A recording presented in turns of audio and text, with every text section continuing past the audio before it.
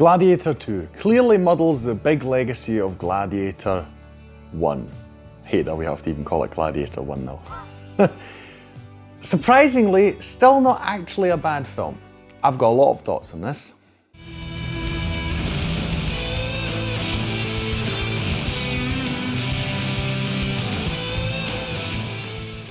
Hi, my name's Drew and welcome to another review video on Flying Wiener.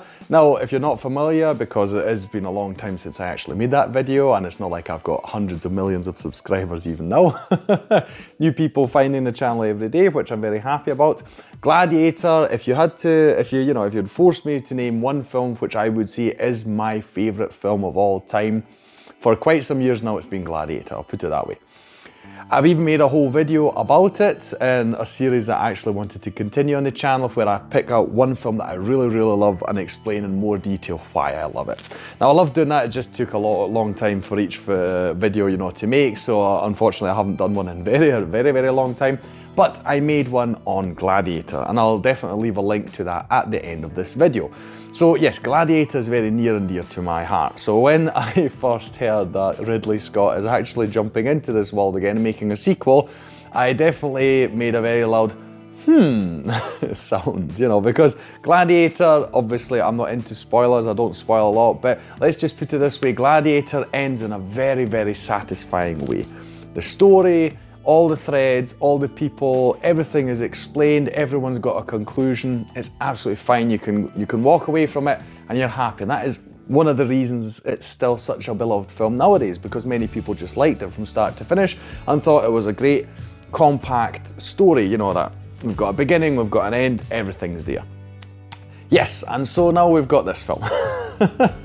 I've got so many thoughts on it. I'll try and keep this video short though, because I don't want to turn it into a big huge rant fest or something like that. And I'll emphasize what I said in the intro again, it's not a bad film, which is really surprising. But there will be slight spoilers. I'm going to try not to spoil too much, because it is a good film. I generally, have no objection to you going and seeing it. Just to sort of tell you, in my mind, I am trying to keep Gladiator and Gladiator 2 kind of separate. So I'm definitely going to buy Gladiator 2 on Blu-ray when it comes out, but when I watch it, I'm going to try and do this weird thing where I'm going to detach it from the first one, because while one of the main points I dislike is they're trying to, or they didn't just try, they did, combine it with the first one, story-wise, character-wise, etc. In my mind, I'm keeping them separate because it really does muddy the legacy. Anyway, let's start as we usually do with the plot. What is this film about? So we're focused on, we actually start in Africa, we're focused on a man, he's played by Paul Mescal. I've forgotten the name they've given him in the film, by the way. It's mainly because it was just really kind of difficult to understand it at times, I don't know. It's not really relevant, the name. It isn't as impressive as Maximus Decimus Meridius. No, I'm joking. Yes, he's in Africa. He lives in a city that's being attacked by the Romans. They're trying to conquer it. The Roman forces are led by a general. He's played by Pedro Pascal. And during the siege, this is a mild spoiler, but it's like the first 10 minutes of the film, Paul Mescal's character's wife is killed during this battle, right? He's taken as a slave, and if you've seen the first one, the rest is very predictable. He ends up being, well, he's a slave, he ends up being a gladiator, he ends up being a good gladiator, he ends up going to Rome, and he wants to get his revenge on the general who led the army that was responsible for killing his wife. And the whole thing turns into, just like the first one, we have to free Rome from all the corruption, basically. That is the plot of the story, right? I won't tell you more about that in that sense, that is basically, if you've seen, this is one of the very unfortunate parts. I think maybe I'll do it this way. I'll talk about the things I like about Gladiator 2 first, and then I'll do the bad stuff, the thing I don't like, the things I don't like. So Gladiator 2. It's shot wonderfully, Ridley Scott. I must say, he's 86 years old, obviously he's done a lot in Hollywood up to this point, and he's basically anything he wants to do, he can and really should do. He's done so many magnificent films, Gladiator among them, but there's so many others that you could name, easily in best of lists, etc. So, and a part of me is just finds it so cool that this guy at his age, just gets to do whatever the hell he wants. Fair play to him, just keep going. By the way, if you see him in interviews online or something, watch them or read them or whatever, he's always funny. He doesn't really care about anyone, you know? It's so funny, really inspiring. But yeah, I really don't see the point why he needed to do this, but again, we're talking about the positive. So he shot it very well. There's nothing about that visually. It's very good on some scenes because they used more CGI than they did in the original, obviously because that's come a long way. CGI wasn't convincing always, but generally speaking, you've got great set pieces. The whole thing looks great. The actors are fine. Not all of them seem to have really got their hearts in this, right? In that sense, I mean, Paul Mescal, he was a bit of a forgettable main character, although he is a good actor, you know? So that's one of the things. Yeah, I mean, those things, the scenes in the arena, etc., you know, I mean, they're enjoyable, they definitely are. One person who stands out amongst all of them is Denzel Washington.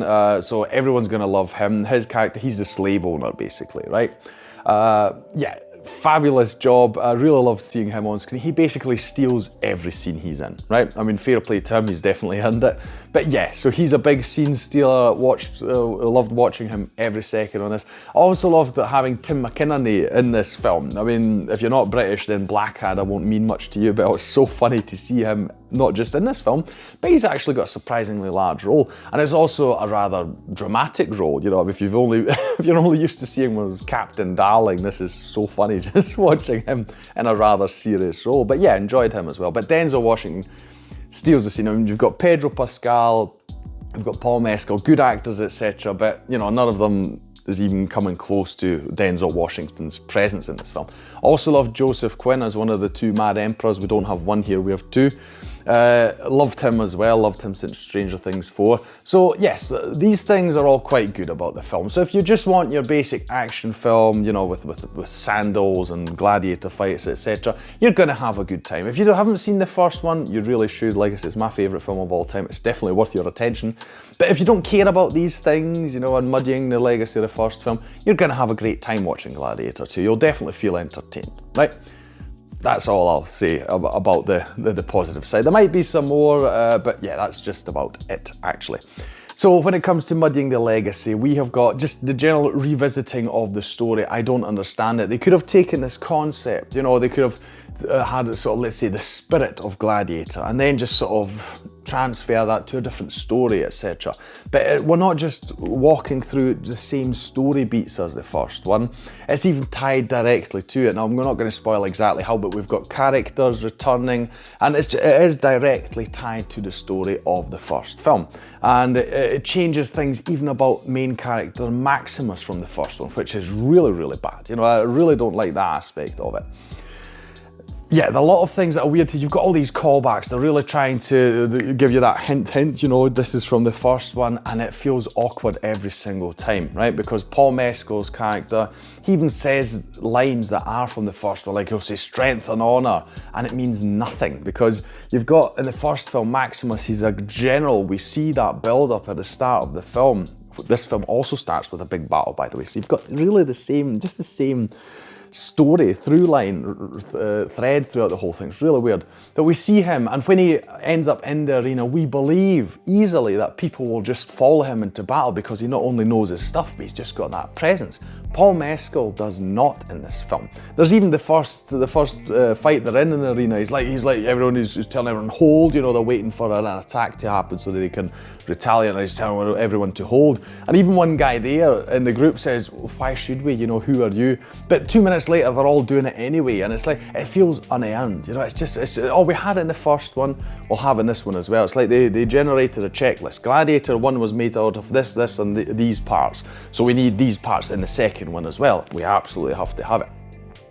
You know, and all these things. We even have Maximus's armor appearing, and it's so strange. There's so many things that are so strange in this. And it's like slightly spoilerish. In the first one, obviously, Joaquin Phoenix was incredible as the Emperor Commodus. And here it's like, oh, we've not got one emperor, we've even got two, and they're both absolutely bonkers, you know. Whereas Joaquin Phoenix's character was in a very, very creepy way bonkers. These two are just outright insane, you know, and it's just like, okay, and it's very much over the top. I'm coming back to the acting as well. One of them, not Joseph Quinn, that I didn't look up the actor's name, I'm sorry. The character was just too much. It really was just too much. Denzel Washington's character is a bit too much at times as well, but he is just so good in the role that you kinda, you know, you can pass that by, it's fine. So even the music was fine. It wasn't particularly memorable. The music was fine, it was okay. What I did appreciate was obviously they will, because it is a direct continuation, a direct sequel, they are using some short snippets of the music, trying to put them in very fitting sections of the film. I appreciated that, you know, they didn't just reuse the whole thing and that. It was just short and that was fine. One thing was really, they had a choice for the end credits, which I thought, or the end, just before the credits, which really rubbed me the wrong way. They used the song from the first soundtrack where Lisa Gerrard comes in and sings it. I mean, it's such a great ending, the first Gladiator, also because of the music. And they just use that again here. It's like, really, film? And not only that, but they cut it off after like a minute and a half or so, and then they switch over into rap music as the credits roll, and that really just sort of gives you all sorts of jet lag, basically. You know, it's like, what the hell is going on here? So a lot of very strange choices for this film. Like I said, they should have taken the story, they should have just made it its own thing in the spirit of Gladiator. If they had removed all these story ties, and very obvious, and I'll even call them lazy ties to the first one, where it's like, wink wink, you know this from the first one.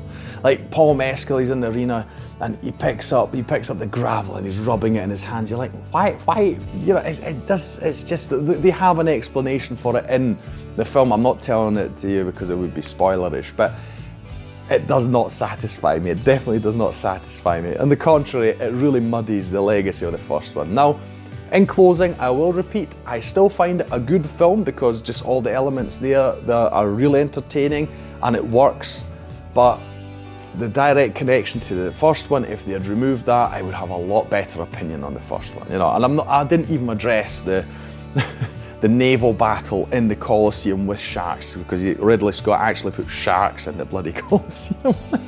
Again, I think it's brilliant that he just does these things, does not care about historical accuracy, etc. I appreciate that, but that's one more reason I feel that they should have kind of separated the two, because the first one still feels like a historical epic, you know, it could have happened in that way, basically.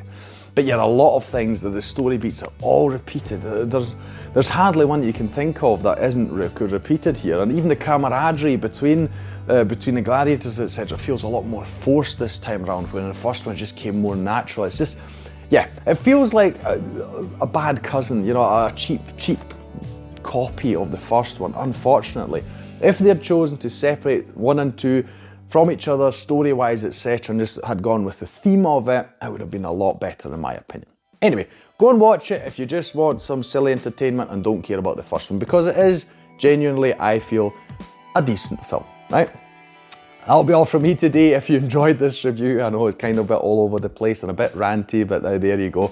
You can like, share and subscribe. It is the best way to support this channel. Leave a comment down below, especially if you are like me, a huge fan of Gladiator, you know. What we do in life echoes in eternity.